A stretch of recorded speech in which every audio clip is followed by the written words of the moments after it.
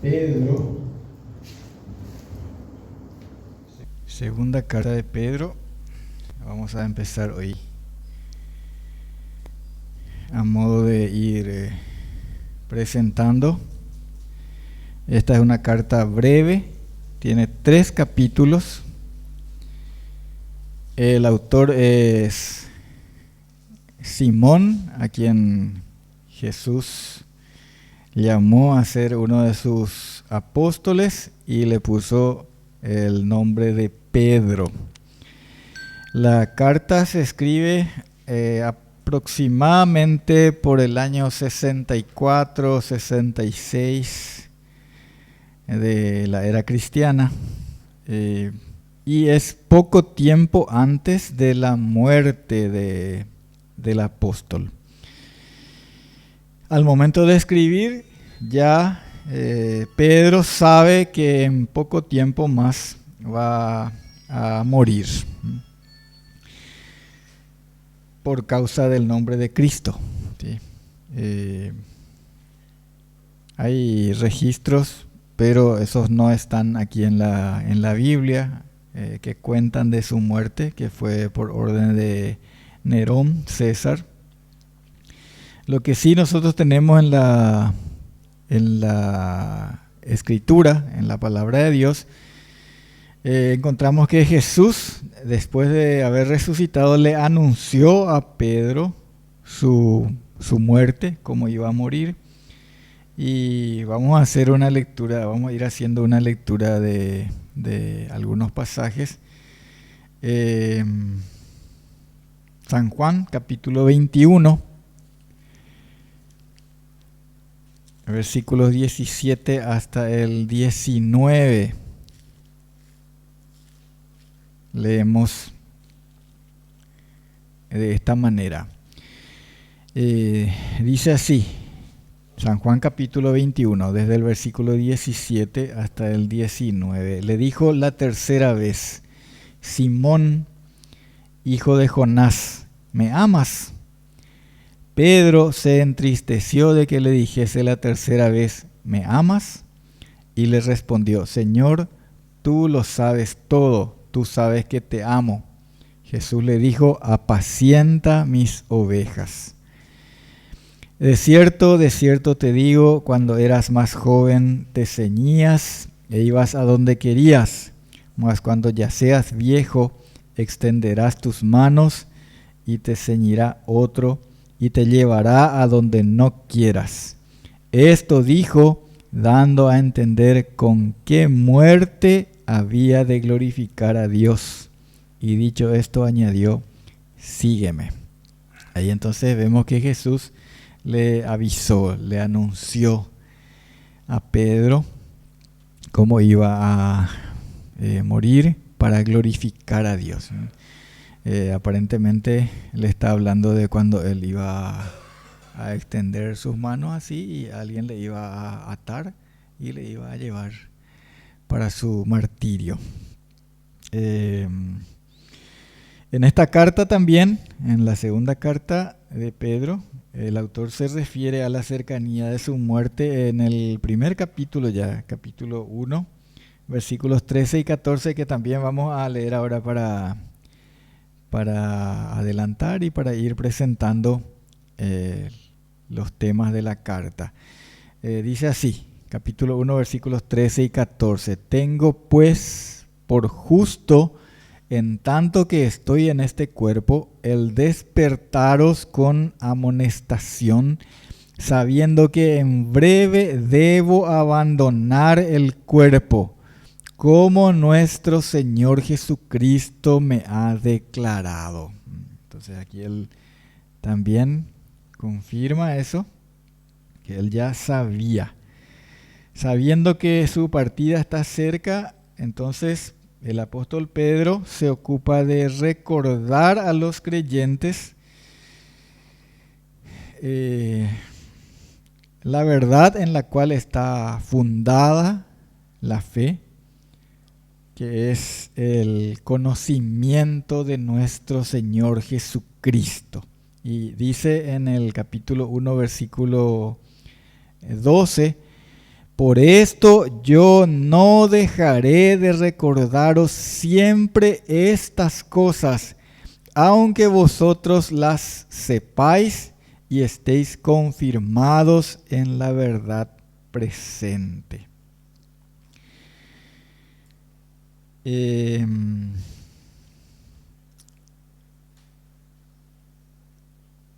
Espíritu Santo le había revelado lo que también dice en el capítulo 2, vamos a mirar también eso.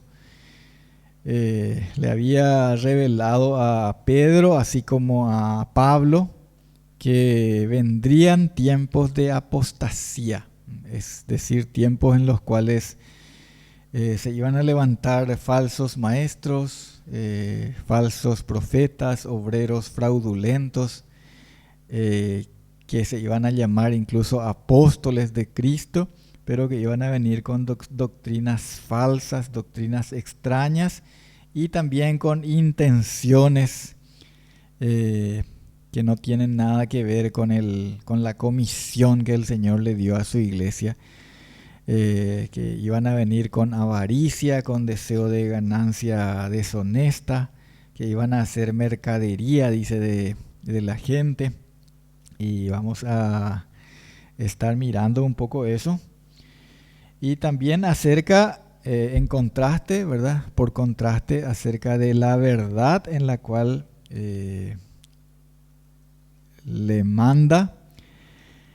nos manda el Espíritu Santo, en la cual tenemos que permanecer. Vamos a hacer una lectura en Hechos capítulo 20. Hechos capítulo 20, versículos 29 y 30.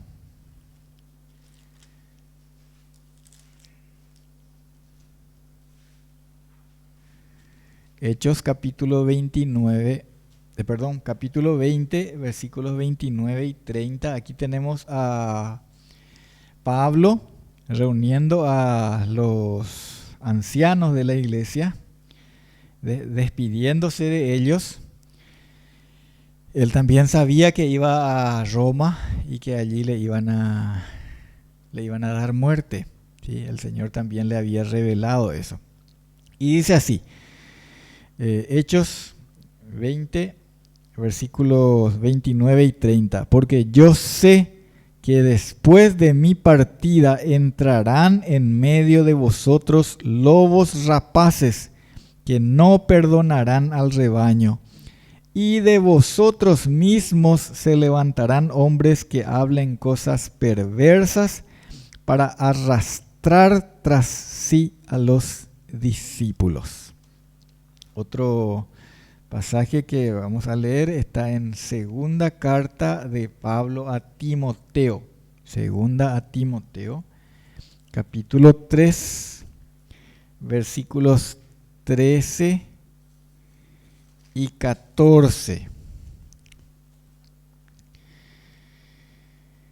Y dice así: pero persiste tú en lo que has aprendido y te persuadiste, sabiendo de quién has aprendido. Y que tenía que leer el 13 también. Dice así: mas los malos hombres y los engañadores irán de mal en peor, engañando y siendo engañados. ¿Sí? Los malos hombres, engañadores, dice, engañando y siendo engañados, engañándose a sí mismos y engañando. Entonces, en vista de esto, le dice Pablo a Timoteo: pero vos persistí en lo que aprendiste, ¿sí? En lo que se te enseñó, sabiendo de quién aprendiste, ¿sí? Mantenete en eso que se te enseñó, Timoteo, ¿sí? Porque van a salir engañadores, malos hombres, engañando y siendo engañados.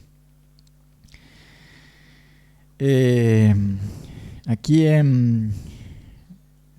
tenemos que mantenernos en segunda de Pedro.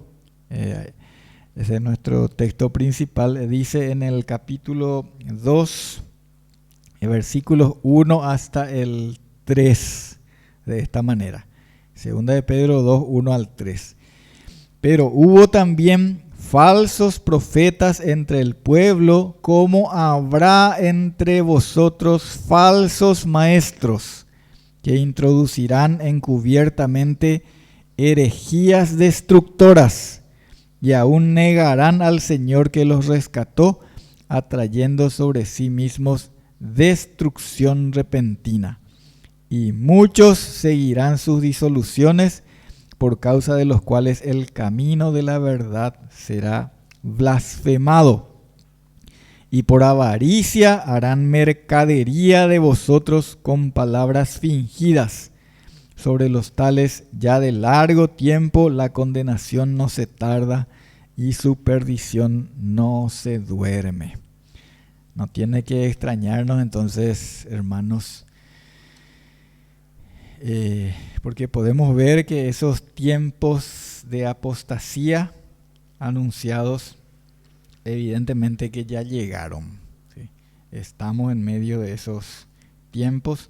Estamos viviendo en los últimos tiempos una apostasía realmente terrible, desvergonzada. Falsos apóstoles, en 2 Corintios 11, 13, dice de esta manera. 2 Corintios capítulo 11, versículo 13 dice, porque estos son falsos apóstoles, obreros fraudulentos, que se disfrazan como apóstoles de Cristo. Hoy día hay muchos que se hacen llamar apóstoles y que hacen promoción de sí mismos y no de la palabra del Señor. Obreros fraudulentos. Para enfrentar estos tiempos, el Espíritu Santo manda, aquí por medio del apóstol Pedro, lo que podríamos resumir un poco en el último versículo de la carta, es decir, capítulo 3, versículo 18. ¿Qué es lo que tenemos que hacer teniendo en cuenta estos tiempos que vivimos y que hay tantos falsos apóstoles, falsos maestros, obreros fraudulentos que enseñan falsas doctrinas? Dice así el último versículo de la carta: antes bien, creced en la gracia y el conocimiento de nuestro Señor y Salvador Jesucristo. A Él sea gloria ahora y hasta el día de la eternidad. Amén. Creced, dice, creced en la gracia y en el conocimiento de nuestro Señor Jesucristo. Y además del conocimiento, vamos a estar viendo, no hoy, sino próximamente, lo que aquí está enseñando en esta carta Pedro, que siguiendo a la fe, hay que ir añadiendo otras virtudes para crecer y llegar a ser aquello a lo cual el Señor nos ha llamado. Lo que sí siempre se destaca es la primacía de la palabra de Dios en este proceso de crecimiento. Este es el elemento, este es el medio, este es como el pan que el Señor da, el pan, el alimento que el Señor nos da para seguir creciendo. Al principio veíamos anteriormente en el capítulo 1, cuando uno es recién nacido, dice que la palabra de Dios es como la leche espiritual no adulterada, es como la leche es para el recién nacido, dice, ¿verdad? Como esa leche no adulterada que le permite fortalecerse y despegar en su crecimiento, ¿sí? Así también es la palabra de Dios, que después, cuando uno va creciendo, se convierte también en el alimento sólido, ¿sí? Cuando vamos madurando en la fe, esa palabra se va convirtiendo en el alimento sólido que necesitamos. Así como el niño que al principio es solo leche, ¿verdad? Solo leche, solo tiene que mamar, esa es la recomendación, ¿verdad? Pero después llega una edad en que, bueno, dice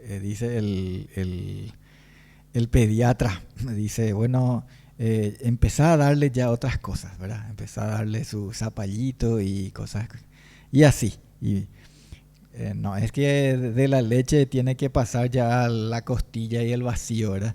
Sino que de a poco se va a ir. Y hasta que más tarde, más adelante, ya siendo maduro, entonces el alimento sólido ya es para el que ya adquirió madurez. Pero siempre esto es la palabra del Señor. Por eso Jesús dijo, citando lo que dice ya en el Deuteronomio, ¿verdad? No solo de pan vive el hombre, sino de toda palabra que sale de la boca de Dios. Ese es nuestro alimento, hermanos. Y nuestro alimento que todos los días necesitamos consumir. Esa es, hermanos, la manera en que permanecemos firmes en lo que fuimos enseñados y nos preparamos para presentar defensa contra todo esto que hoy día lamentablemente nosotros vemos, pero además vemos que es el cumplimiento de lo que estaba anunciado. Por eso está escrito acá, ¿verdad? Acá ya se nos avisaba, ¿verdad?, que iban a venir estos falsos maestros y que iban a arrastrar a muchos.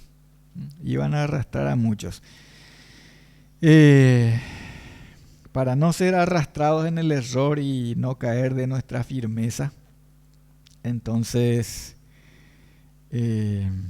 dice así la palabra del Señor. Aquí en Primera de Pedro, capítulo 1, versículos 19, vamos a leer 19 hasta el 21, y dice así: tenemos también la palabra profética más segura, a la cual hacéis bien en estar atentos como a una antorcha que alumbra en lugar oscuro, hasta que el día esclarezca y el lucero de la mañana salga en vuestros corazones. Entendiendo primero esto, que ninguna profecía de la Escritura es de interpretación privada, porque nunca la profecía fue traída por voluntad humana, sino que los santos hombres de Dios hablaron siendo inspirados por el Espíritu Santo. Vamos a ir ahora paso a paso. Vamos a volver al capítulo 1. Y hoy estamos introduciéndonos en la carta. Y vamos a leer ahora y detenernos un poquito en los dos primeros versículos. El autor se presenta así: Simón Pedro, siervo y apóstol de Jesucristo. Siervo y apóstol. Sí, él era apóstol, pero primero él antepone su condición de siervo. Hermanos, algunas veces ya mencionamos, pero no está de más volver a decir. Esta palabra que acá, al menos en la Reina Valera, se traduce siervo, es la palabra esclavo. ¿Sí? Esclavo es. Es decir, alguien que está completamente entregado, sometido al dominio o al señorío de Cristo. ¿Sí? Él no se consideraba así un dignatario, una persona encumbrada, a quien tenían que, delante de quien tenían que postrarse los otros, los subalternos o los otros creyentes, y besarle su anillo o algo así, ¿verdad? No era eso. Él era esclavo, siervo, apóstol de Jesucristo. Y se dirige a los que, dice, por la justicia de nuestro Dios y Salvador Jesucristo, alcanzaron una fe igualmente preciosa que la nuestra. Es decir, a los creyentes en Cristo, a todos los que hemos llegado a ser por la justicia de Jesucristo. creyentes, salvos, ¿sí?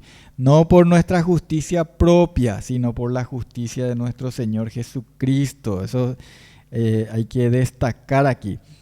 Habéis alcanzado por la justicia de nuestro Dios y Salvador Jesucristo. Filipenses, vamos a mirar Filipenses 3, versículos 7 hasta el 9. Aquí tenemos al apóstol Pablo, que era atacado, era muy atacado también, tenía mucha contra entre los judíos. Y él dice, si fuese por méritos, yo tengo mis méritos. Yo también soy judío, yo soy de la tribu de Benjamín. Se cumplió todo el ritual judío conmigo, me circuncidaron al 8º día, etcétera, etcétera. Yo estudié la ley con el maestro Gamaliel, etcétera, etcétera. Tanto celo yo tenía que era perseguidor de la iglesia porque creía que ellos venían contra nuestra religión. ¿Sí? Y después dice, pero cuando le conocí a Cristo pasó esto. Filipenses 3, 7 al 9. Pero cuantas cosas eran para mí ganancia,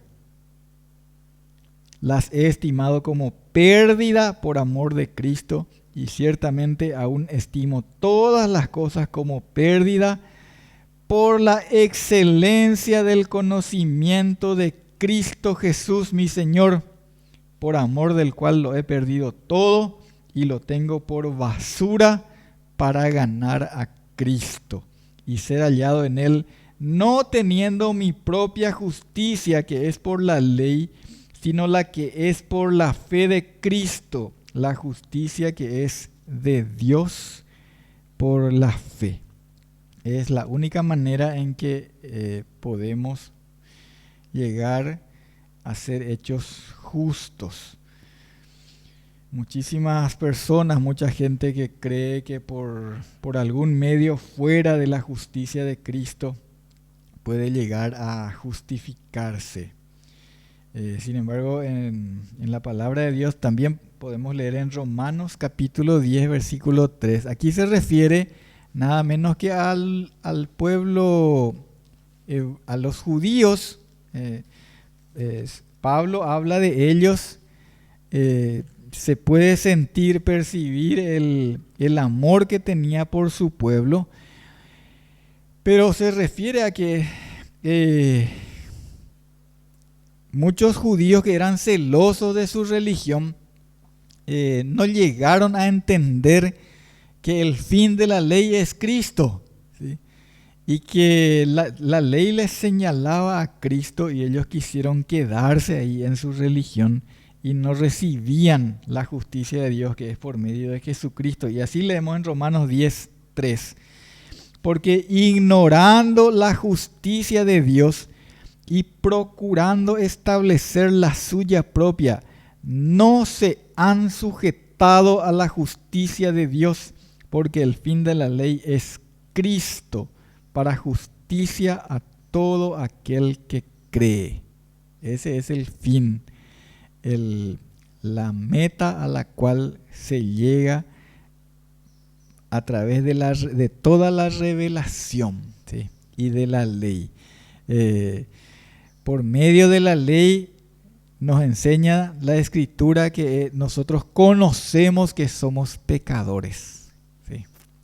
Para que ahí podamos ir a aquel que nos redime de nuestras faltas, que nos perdona, que paga la deuda de nuestros pecados. Y eso es lo que se resume en esto, la justicia de Cristo. Y nosotros hemos alcanzado a conocer a Dios, nuestro Señor y nuestro Salvador Jesucristo, por medio de la justicia de Cristo. Y por Él alcanzamos una fe igualmente preciosa que la que tenían estos apóstoles, estos discípulos. En el versículo 2 capítulo 1, versículo 2, dice: gracia y paz os sean multiplicadas en el conocimiento de Dios y de nuestro Señor Jesús. El saludo entonces se completa aquí con esta expresión muy común. Pablo también saluda así en todas sus cartas, y Pedro.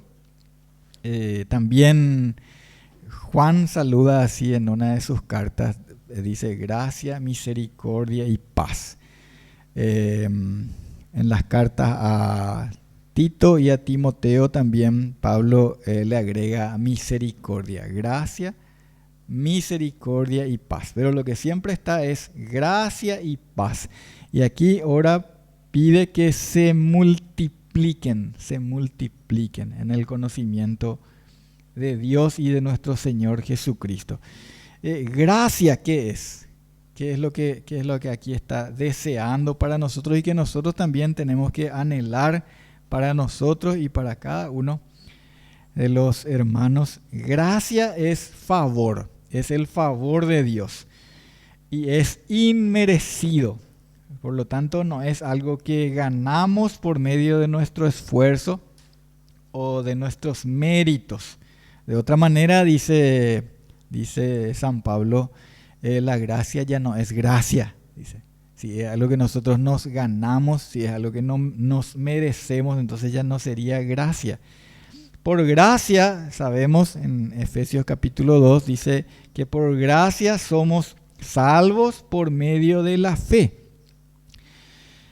Pero también por gracia andamos por medio de la fe. La gracia de Dios en Cristo nos fortalece y nos perfecciona en nuestra debilidad. Les invito a mirar lo que el Señor le dice a Pablo en segunda carta a los Corintios, capítulo 12, versículo 9. Pablo le rogaba al Señor que le quitara una debilidad que él tenía, un aguijón en la carne.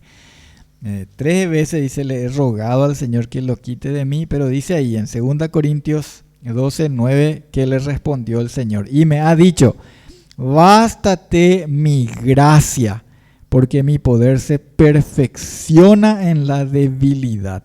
Por tanto, de buena gana me gloriaré más bien en mis debilidades, para que repose sobre mí el poder de Cristo. Y el 10 dice: por lo cual, por amor a Cristo, me gozo en las debilidades, en afrentas, en necesidades, en persecuciones, en angustias, porque cuando soy débil, entonces soy fuerte. Esa es la gracia, hermanos, que no solamente nos hizo alcanzar por la fe la salvación, la vida eterna, el creer en Cristo, sino que también nos fortalece para andar, porque si fuese por nosotros nomás, sería imposible andar el camino de la vida cristiana. Necesitamos esa gracia de Dios que nos esfuerza y que es suficiente, le dice el Señor a Pablo: bástate mi gracia. Y paz, gracia y paz, dice. La paz también tiene 2 aspectos básicos. Primero tenemos la paz con Dios, que es por medio de Jesucristo. Cuando Él pagó nuestra deuda, pagó nuestra culpa, canceló nuestra deuda. Y en consecuencia, en Romanos 5, 1, dice que justificados pues por la fe tenemos paz para con Dios por medio de nuestro Señor Jesucristo. Ahí está entonces el primer aspecto de nuestra relación con Dios. La paz es cuando somos justificados, cuando, como nosotros decimos, nos quedamos en paz. ¿Qué quiere decir eso? Ya no me debes nada, ya no te debo nada, ¿sí? Y solemos decir en un uso así común: estamos en paz, ya está en paz, ¿verdad? Cuando éramos niños, espero que no hagamos cuando cuando somos grandes, ¿verdad? Pero cuando éramos niños, por ejemplo, así, uno le daba al otro un tongo y el otro le devolvía con el tongo y entonces ahora estamos en paz, ¿verdad? ¿Sí? Bueno, el estar en paz con Dios por medio de nuestro Señor Jesucristo es porque Él cancela nuestra deuda, ¿sí? Lo que le debíamos a Dios le teníamos que pagar, y la paga del pecado es muerte, ¿sí? Es la separación de Dios, y eso iba a ser por la eternidad, ¿verdad? Pero el Señor nos reconcilió. ¿Cómo hizo eso? Él efectuó el pago. Entonces tenemos paz para con Dios por medio de nuestro Señor Jesucristo. También respecto a eso, en Isaías 53:5, una parte nomás del versículo, les cito, y dice: el castigo de nuestra paz fue sobre él. ¿Sí? El castigo de nuestra paz fue sobre él, sobre Jesucristo. El otro aspecto, la otra manera de ver esta paz, y especialmente a eso se refiere aquí cuando dice que se multiplique esta paz para ustedes, es aquello que Jesús cuando le dijo a sus discípulos: mi paz les dejo, mi paz les doy. No es la paz como da el mundo, dice, ¿verdad? Mi paz. ¿Por qué? Y porque esta paz, el mundo en realidad no sabe lo que es la paz. Todos los días en el mundo hay algún foco, algún punto de conflicto. Y no solo en una parte, en muchas partes, ¿sí? En muchas partes hay conflictos armados, ¿sí? En los que la gente se mata. Pero además de eso tenemos conflictos en todas partes, ¿sí? Países que decimos que somos hermanos y bla, bla, bla, ¿verdad? Pero siempre en conflictos unos con otros. Y también conflictos internos, ¿verdad? Y también conflictos en las familias. Y así, entre vecinos y en todas las formas de asociación, de relacionamiento que hay, siempre hay conflicto. Entonces, no es esa clase de paz que puede haber, bueno, cuando nos arreglamos así, cuando dejamos de pelearnos, sino es otra paz, ¿verdad? No es como la da el mundo, dijo el Señor. Es una paz que, según dice en Filipenses 4:7, sobrepasa todo entendimiento. ¿Cuándo pasa eso? Y bueno, y cuando nosotros pensamos en el Señor, ¿sí? Pensamos en la perfección, en las perfecciones de Cristo, ¿sí? Por eso ahí en Filipenses 4:7 les invito a fijarnos en algo. En Filipenses capítulo 4 dice: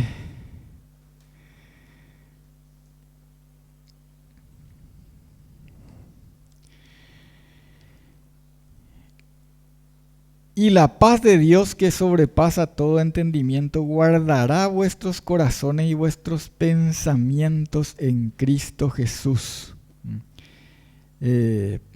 Ahí antes estaba hablando de llevar en oración todas nuestras peticiones delante de Dios, en toda oración y ruego con acción de gracias. Y por lo demás, dice en el versículo 8, todo lo que es verdadero, todo lo honesto, todo lo justo, todo lo puro, todo lo amable, todo lo que es de buen nombre, si hay virtud alguna, si algo digno de alabanza, en esto pensad, dice. Nosotros podríamos quizá buscar y encontrar muchas cosas en lo que podríamos estar pensando entonces, ¿verdad? ¿Qué podríamos pensar para estar pensando en lo verdadero, en lo honesto, puro, amable? ¿En qué podríamos pensar? ¿Qué les parece a ustedes? Pueden pensar en mí, por ejemplo, todo honesto, todo puro, todo de buen nombre, digno de alabanza. No, claro que no, ¿verdad? ¿En qué o en quién podemos pensar? Y la verdad, hermanos, que esto que acá dice es como una pequeña descripción de las perfecciones de Cristo, ¿sí? Porque ¿qué hay que sea digno de alabanza si no es nuestro Dios? ¿Qué hay que sea justo, verdadero, puro, de buen nombre, así como nuestro Señor? Si nuestro pensamiento persevera en el Señor, entonces el Señor dice que nos da paz. También eso se confirma en Isaías capítulo 26, versículo 3. En Isaías 26, 3 dice: tú guardarás en completa paz a aquel cuyo pensamiento en ti persevera. En vez de estar lastimosamente, yo tengo que decir de mí mismo también, muchas veces pierdo seguramente tiempo y me desgasto energías. Yo no digo viendo porque casi no veo noticieros, por ejemplo, pero sí escucho en la radio. Y la verdad que no termino así muy en paz, que digamos, después de escuchar las noticias, ¿verdad? Algunas veces me hace enojar y no gano mucho, que digamos, ¿verdad? No salgo ganando mucho. En cambio, cuando en vez de escuchar esas cosas, escucho alguna prédica o alguna buena enseñanza de tantos buenos maestros también que hay de la palabra de Dios, ahí sí, ¿verdad? Y me confirma en las promesas del Señor, en la esperanza. Por eso dice el Señor que aquel cuyo pensamiento en ti persevera, tú le guardarás en completa paz, dice. Aquí el Espíritu Santo, así como a Pablo, aquí a Pedro, le lleva a desear para nosotros, a pedir para nosotros gracia y paz, que se nos multiplique en el conocimiento de Dios y de nuestro Señor Jesucristo. Vamos a quedarnos aquí, hermanos, por hoy. Tenemos mucho para seguir leyendo. Hoy vamos a quedarnos aquí y oramos para que el Señor nos sostenga en la sana doctrina, en lo que hemos aprendido de la palabra del Señor, y nos multiplique su gracia y su paz. Señor, te damos gracias por estas palabras. Y gracias, Señor, porque esto quedó escrito y seguro aquí para nosotros, para que perseveremos en lo que mandaste escribir, Señor, a aquellos hombres. Para que no seamos llevados de cualquier viento de doctrina, para que no caigamos bajo engaño, Señor. Que tu nombre sea glorificado en nuestras vidas y en tu iglesia, ahora y siempre. Amén.